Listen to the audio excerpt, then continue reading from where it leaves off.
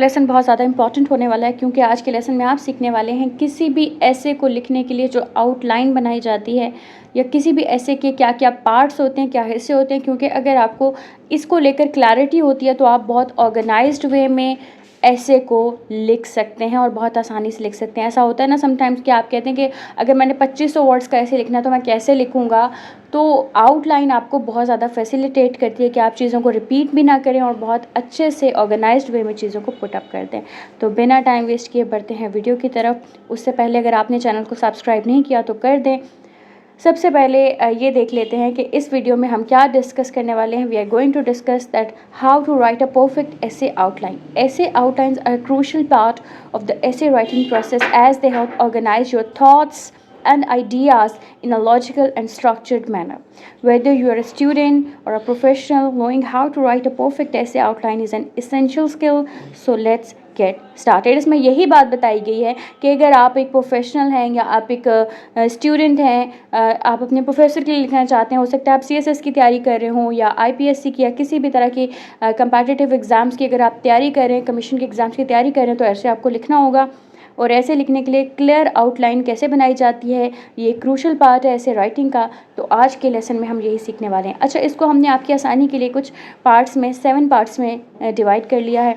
अगर आपके पास अभी नोटबुक नहीं है तो मेक श्योर करें कि वीडियो को पॉज करें, नोटबुक लेकर आएँ और साथ साथ नोट्स लें, ताकि ये चीज़ जो आप अभी सीख रहे हैं ये आपकी लाइफ लॉन्ग लर्निंग हो, आप इसको अपनी ज़िंदगी में हमेशा याद रख सकें। इन 7 स्टेप्स को देखते हुए आप अपने ऐसे को लिख सकें।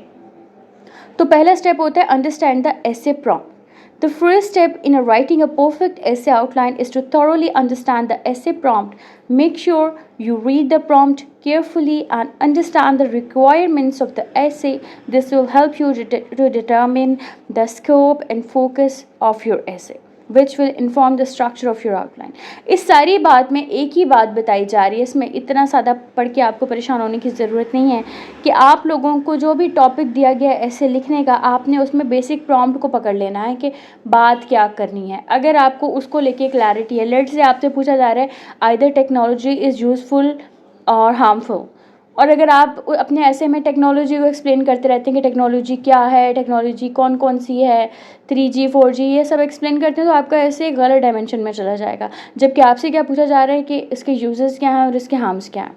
तो आपने जो क्लियर उसका जो मैसेज है उसको आपने पकड़ के रखना है। जितना ज़्यादा आप क्लियरली ऐसे की जो है टॉपिक को समझ जाते हैं उतना क्लियरली और आप अच्छा आउटलाइन और रेलिवेंट रह सकते हैं।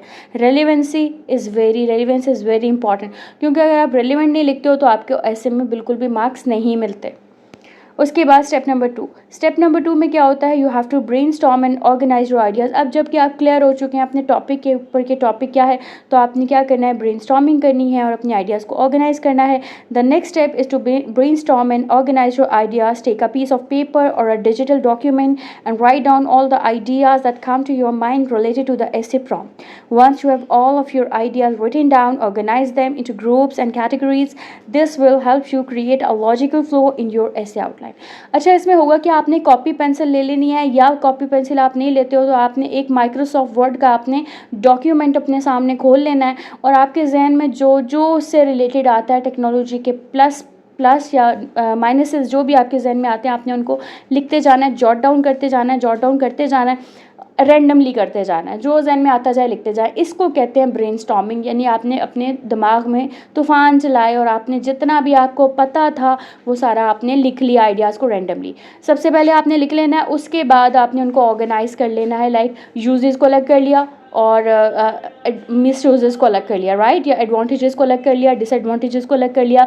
या अगर आप ऐसे एक हिस्ट्री पर्सपेक्टिव से लिख रहे हो तो आप क्या करोगे, उसको ईयर वाइज वो कर लोगे कि 1947 में ये हुआ, 48 में ये हुआ, 49 में ये हुआ एंड सो ऑन। ब्रेनस्टॉर्मिंग का फ़ायदा क्या होता है कि आप पहले आइडियाज़ को कलेक्ट करते हो, फिर उसको ऑर्गेनाइज करते हो और फिर उसको एक लॉजिकल फ्लो में लिखते हो। इससे होगा क्या, देखिए आप चाहें तो आप वैसे लिखना शुरू कर दें, लेकिन जब आप वैसे लिखना शुरू करेंगे तो आपके आइडियाज़ बहुत रैंडम होंगे। एक मिनट में आप यूजेस की बात कर रहे हो, अगले मिनट में आप मिस यूजेस पर जंप कर जाते हो, तो पढ़ने वाला रीडर फ्रेंडली नहीं होगा आपका ऐसे, और आपको रीडर बिल्कुल भी अच्छे मार्क्स नहीं देगा। तो हमेशा जो चीज़ रीडर फ्रेंडली बनाई जाती है वो बहुत ऑर्गेनाइज्ड होती है, यानी कि अगर आप पॉजिटिव्स पे बात कर रहे हो तो सिर्फ पॉजिटिव्स पे ही करो, करो उस पैराग्राफ में, और फिर जब नेगेटिव पे जाओ तो नेगेटिव्स पे करो। होपफुली स्टेप नंबर 2 आपको समझ आ गया कि किस तरह से आपने आइडियाज़ को कलेक्ट करना है और फिर किस तरह से ब्रेनस्टॉर्म करने के बाद उनको ऑर्गेनाइज कर लेना है ताकि एक लॉजिकल फ्लो क्रिएट किया जा सके आपके थॉट्स का। स्टेप नंबर 3 क्या होता है, you have to create an outline structure now that you have your ideas organise. It's time to create an outline structure. The standard essay outline structure consists of an introduction, body paragraphs and a conclusion. यहाँ पर एक चीज़ बहुत important बताई गई कि कोई भी standard ऐसे जो होता है उसको 3 पार्ट्स में डिवाइड किया जा सकता है। एक इंट्रोडक्शन होता है, एक बॉडी पैराग्राफ होते हैं और एक कंक्लूजन होता है। यानी सब 3 पार्ट्स होते हैं। हमेशा आपने याद रखना है किसी भी ऐसे के अंदर 3 पार्ट्स होते हैं। एक होता है इंट्रोडक्शन यानी कि आगाज़, एक होता है बॉडी पैराग्राफ्स यानी उसके अंदर जो पैराग्राफ्स हैं छोटे, और आखिर में कंक्लूजन यानी कि इख्तिताम। It's very easy to understand. Under each of these sections include the main points you want to make your essay. Step number 4 में हम आते हैं। स्टेप नंबर 4 में क्या है, right the introduction. The introduction is the first part of your essay outline. It should include a hook, some background information and thesis statement. The hook should grab the reader's attention and make them want to read more. The background information should provide context and help the reader understand the topic. The thesis statement should be a clear and concise statement that summarizes the main point of your ऐसे। देखें ये सारी बात हम पिछली video lesson में कर चुके हैं जहाँ पर आपको बताया गया था that how to write a clear introduction, a hook, कैसे एक हुक क्रिएट किया जाता है, कैसे एक थीसिस स्टेटमेंट लिखा जाता है ताकि रीडर जब आपके ऐसे का पहला पैराग्राफ पढ़े तो वो ऑटोमेटिकली उसका दिल चाहे कि आपका बाकी ऐसे भी उसको पढ़ना है, क्योंकि कुछ आपने उसमें ऐसा कन्फ्यूजन रखा है, कुछ ऐसी सीक्रेट रखा है जिसको रिवील करने के लिए सीक्रेट को उसको रीडर को पढ़ना ही पड़ेगा। तो स्टेप नंबर 4 में सिंपली आपको ये बताया गया कि आपने इंट्रोडक्शन बहुत ज़बरदस्त लिखना है, जैसा कि आपको वीडियो में, अगर आपने वो नहीं देखी तो जाके मेक श्योर करें उसको देख लें। Step number 5, write the body paragraphs. The body paragraphs are where you will expand on the main points you made in the introduction. Each body paragraph should have a topic sentence that summarizes the main point of the paragraph. Then provide evidence to support your point and explain how it relates to the thesis statement. Make sure you include transitional sentences to help the reader follow your argument.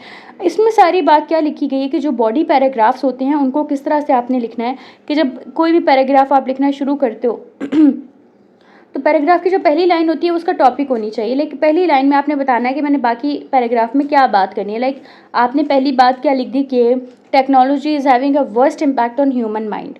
अब आपने पहली line लिख दिया, अब उसके बाद जितने भी फॉलोइंग सेंटेंसेज हैं वो क्या होने चाहिए, वो सारे के सारे रेलिवेंट होने चाहिए उस बात को लेकर। अब ये नहीं कि टॉपिक कोई और, टॉपिक सेंटेंस आपने कोई और लिखा और बात आप कोई और करने लग गए। अब उसी बात को आप अपने दलाइल देंगे आपने ऐसा क्यों कहा, और फिर जो आखिरी सेंटेंस हो वो ट्रांजिशनल होना चाहिए ताकि जब रीडर नेक्स्ट पैराग्राफ में मतलब एंटर हो तो ऐसा ना हो कि वहीं पे आप बात ख़त्म कर दें तो रीडर नेक्स्ट पैराग्राफ को ना पढ़े। आप कभी भी कोई अच्छा मजमून पढ़ते हैं, अच्छी कहानी पढ़ते हैं तो हमेशा एक पिछले पैराग्राफ का अगले पैराग्राफ से ताल्लुक़ होता है। पिछले पैराग्राफ में कोई बात अधूरी होती है, इसको पढ़ने के लिए आपको अगले पैराग्राफ में जाना पड़ता है। तो it's all about that. Paragraph writing पे आप परेशान मत हों, इसके ऊपर एक डेडिकेटेड वीडियो बनाई जाएगी ताकि आपको, क्योंकि this is the basic point जहाँ पे आप राइटिंग सीखते हो कि पैराग्राफ बेसिकली क्या स्ट्रक्चर होता है, कैसे लिखा जाता है। तो अभी के लिए सिर्फ आप इतना याद रख लें कि पैराग्राफ में एक टाइटल सेंटेंस होता है, उसके बाद उसको आर्ग्यूमेंट से फॉलो किया जाता है। ठीक है, this is enough for today. Step number 6 पर हम आते हैं जो कि सेकंड लास्ट स्टेप है, right the conclusion. The conclusion is the final part of your essay outline. It should summarize the main points of your essay and restate your thesis statement. It's also a good idea to leave the reader with something to think about, such as call to action or a question.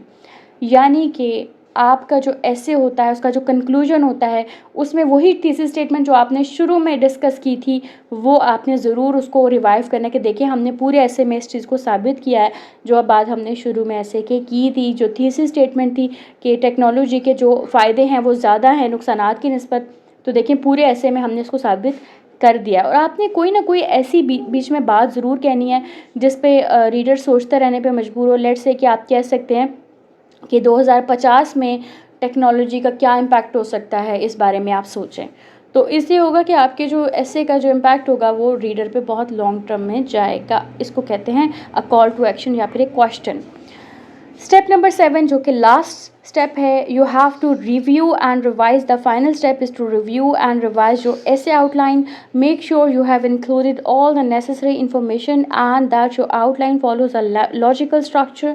Also check for any grammatical or spelling errors. ये तो आपको पता है, जब आपने एक ऐसे लिख लिया, रेडी कर लिया, उसको आपने एक दफ़ा गो थ्रू करना होता है, रिव्यू करना होता है, कहीं पर कोई कोहेरेंस का इशू तो नहीं है, लॉजिकल सिक्वेंसिंग आउट तो नहीं हो रही कहीं पर, या कहीं पे कोई ग्रामेटिकल या फिर स्पेलिंग एरर तो नहीं है, मिस्टेक तो नहीं है, उसको आपने क्या कर लेना है, सिंपली फिक्स कर लेना है। अच्छा, उसके बाद क्या है, that's how you write a perfect essay outline. Remember to understand the essay prompt, brainstorm and organize your ideas, create an outline structure, write the introduction, body paragraphs and conclusion, and review and revise. With these steps you will be well on your way to writing an excellent essay. Okay, so thank you for watching this video, and if you have not subscribed yet, please subscribe और इसको like भी कर दें, क्योंकि इस सारी की सारी वीडियो में आपको बहुत इम्पॉर्टेंट इंफॉर्मेशन को बहुत ही ऑर्गेनाइज्ड वे में दिया गया है, जो बहुत सारी बुक्स पढ़ने के बाद या बहुत सारे आर्टिकल्स पढ़ने के बाद, बहुत सारी वीडियोस देखने के बाद आप लोग देखेंगे, क्योंकि रिसर्च बेस्ड हमारी जो हैं वो लेसन्स होते हैं।